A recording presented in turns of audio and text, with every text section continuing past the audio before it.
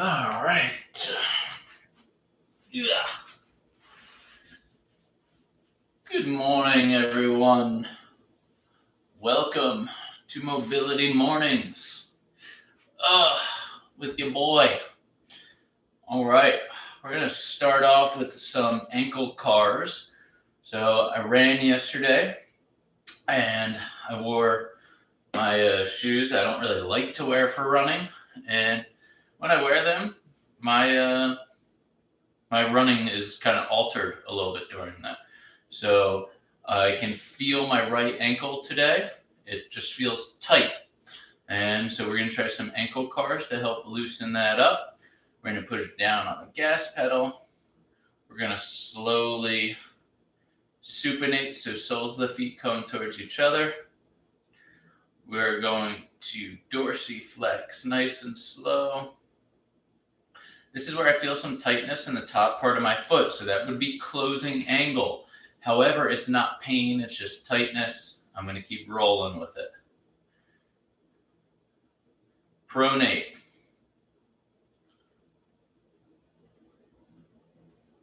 Plantar flex. Now I can elicit a big stretch. So right here, kind of on the medial side, top part of that ankle, is where I felt tightness. And when I am slightly pronated and plantar flex, I can feel a big stretch there. That feels good. Good. I'm going to reverse directions. I'm going to go back to plantar flexion and pronation. Come back up into dorsiflexion. Around. Now when I was here, I can feel something in the bottom part of my foot, right under my big toe, kind of up into my arch. We're going to check that next. So this is an example of how cars can be an assessment tool for your body. Good, rest. We just did one ankle car each way. So using cars as that assessment tool, if you go slow enough and you listen to what you're feeling, it brings up spots that may be a little tender.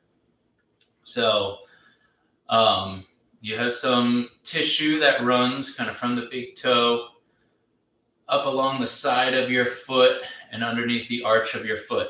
And that's where I was feeling stuff. And I'm just going to kind of prod around there lightly to start with my finger, just so if I do hit a spot, I'm not like, whoa, what was that? All right, found my spot. It's right there. All right. I invite you at home to just kind of feel all around. Let's do right foot right now. Feel all around your foot. See if you can find any spots that are tender, more tender than others. And just, if you find it, I just want you to hold your thumb on there lightly. So this spot isn't necessarily tender. It's actually just like knotty. All right. It feels like there's a big ball underneath my skin, almost like a marble. Now, as many of you know, I am a massage therapist. And so a massage therapist would call this a knot. I have heard 10 different explanations for what a knot is. What do I think a knot is? It's probably just a piece of your tissue that is contracted, not contracted without you contracting it. So it's stuck in like a contracted state. So what I'm going to do here is I'm going to hold down on that tissue, and I'm going to try to actively stretch and flex it. And you can see I'm just moving my toe along with the ankle joint. And as I do this, I'm going to just switch hands. That tissue under my finger starts to release a little bit, and it becomes more mobile. And that's pretty good. All right. Now it feels less like a marble. So what did I just do? if you find spots like that underneath your feet where they feel tight or dense or marbly, and you put your thumb on there, right? It is not that I'm like changing my physiology necessarily. What I'm really acting on is my nervous system. I am calming it down at that very spot. So my thumb is providing a sensory feedback for that.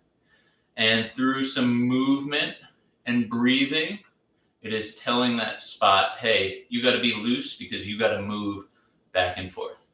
All right. Let's try the other side. So let's just poke and prod around our feet. In general, most people don't take good care of their feet. We wear shoes a lot that lock our toes into place. There we go. I found my spot. If you find your spot while I'm talking, just kind of hold on to it. Pick one spot. You might have a few. Just pick one for now. Most people don't take care of their feet, and they become kind of, immobile. You lose control of them. Ideally, a foot should act quite like a hand. We don't need our toes to be as dexterous as our fingers, but they should certainly be much more dexterous than mine are. So I work on that constantly. And why are my toes not very mobile? I chalk it up to when I was a kid. I used to wear basketball shoes like all the time, all the way up until college probably. And they're quite a narrow toe box. They're quite a supportive shoe. So I think that kind of messed up my feet. All right, I got this spot. And I'm just going to go nice and slow. I was moving a little too fast there. Ooh, there we go. So if I go there, that cramps a little bit. Going to play on the edge of that, breathe, and slowly stretch it out.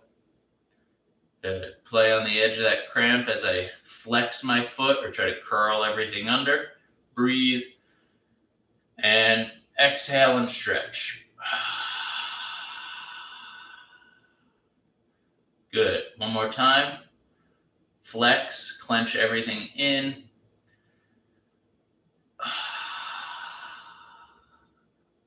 Exhale and stretch. Good. That feels good. And that kind of little bubble just kind of went away. All right. Cool. Let's look at the ankle joint now. So I was also feeling. Sorry, I'm not sure about that. Oh, Alexa just came on. So I was also feeling some tightness in the calf from when I ran. So right now I'm in combat-based position. This is a tough position to get into if your ankles and knees don't move well. So you can also just sit on a couch and try to stretch out that calf with a bent knee. Or you can be down here. And I'm just going to lean forward and rock back and forth. And I'm going to do some poking and prodding around my Achilles. See how the Achilles is feeling this morning. And right there, I can feel some sensitive areas. So right where my thumb is on both the inner and outer side of my Achilles is very close to where it starts turning into the calf muscle. So you might find some sensitive spots there. You might find it lower. Another common place is like right at the top of the heel. Just try to hold your finger there, wherever you feel your sensitive spots. I'm going to choose this one right now. And I'm just going to breathe and relax for a second. Remember, relaxing breaths require nice, long, slow exhales. And now what I'm going to do is I'm going to try to activate the muscles in the front part of my shin in order to close or dorsiflex my ankle more. Ready? And I do that. And now what I'm going to do is I'm going to try to open the shin by activating the Achilles or calf. And that looks like this. So I'm actively pushing down into the floor, pushing myself backwards. Fire the front part of the shin. Boom. That's eccentrically activating the Achilles, or where my thumb is. Fire the calf by pushing back. That's concentrically activating it. And I'm just going to go forward, backward. But it's important to realize I'm not just rocking, all right? I'm not just rocking my weight forward, backward. I'm actually activating the tissue in these muscles surrounding the joint of the ankle. And probably going a little too fast right now.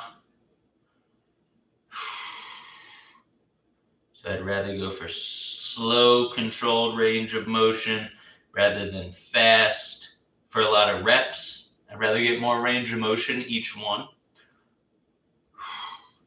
But that takes some time, and sometimes I'm even impatient with it. Good, and this sensation has died down a little bit now. It just feels like any other spot that I would poke into. It's not sensitive. So I'm going to come off of there, and let's check our other foot, shall we? All right. So I'm in combat base. Again, if you need a regression, you can just sit in a chair on your couch. And we're going to find any stretchy spots. I'm going to poke and prod around. Oh, there it is. So this is a little bit higher. This is definitely like more my soleus, or the forgotten muscle of the calf. And again, I keep defining these muscles. It doesn't really matter what it is because there's tissue on top of tissue, below tissue. So you don't necessarily know if it's the soleus or if it's the skin on top of it, whatever you're working on this area. All right. But yeah, this happens to be up closer to my soleus rather than the Achilles. That's okay. We're going to activate it the same way by firing the top part, or the front part of our shin, top part of our foot here, to squeeze that. And now I'm going to push my foot into the floor like I'm going to do a calf raise to push myself back. Nice and slow, pull forward. Nice and slow, push backwards. Nice and slow, pull forward. Push backwards. Give me about 2 more here. Pull forward. Push backwards. Pull forward. Push backwards. Good. And if you did that properly, it may take more time for that spot to relax. Listen to your body. There is no like one rule of thumb. I generally tell people try it for a minute. And sometimes it can take up to like 3 or 5 minutes to get things to kind of calm down. It's all part of the training process. So now that we just did some stuff for our Achilles, our feet, and our soleus, I want to kind of integrate that into a bigger pattern. And we're going to use a calf raise from a squat position. So I want you to get into your most comfortable squat stance. And I want you to sink as deep into it as you can. So you may not be able to get as deep as I am. You may be able to get deeper. But go into a position here is fine too. Okay? Go into a position that you can work from. And what we're going to do is some calf raises. So here, up onto the toes, back down. We're going to do 5. Up onto the toes as high as I can. And you'll notice your feet are going to have a tendency to rock outward. Try to prevent that by going up onto the big toe. This requires a lot of balance. Training to be part of the PA ballet once that opens back up. Just kidding.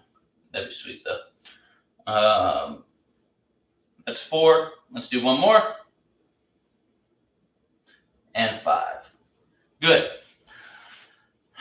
So I just did a whole sequence of kind of bottom of the feet, ankle, calf, where I used some tactile feedback to help relax things or change sensations in my body. And then I just did an integrated pattern of those squat calf raises. So again, following the basic trend of kind of isolation integration. And you should do that on every spot that you work. Interestingly enough, when I just did those calf raises, I really felt a lot going on in this right big toe. So I would probably go back and start checking that out and seeing how that moves with my toe cars. I already know that right big toe doesn't move great. I think I had broken that as a kid. So it's always just a constant spot that I'm checking in on. All right. And maybe we'll go over some toe stuff next week on Tuesday. Anyway, thanks guys for joining me. Hope you guys are staying safe, staying focused, staying busy. I'll see you guys on Tuesday.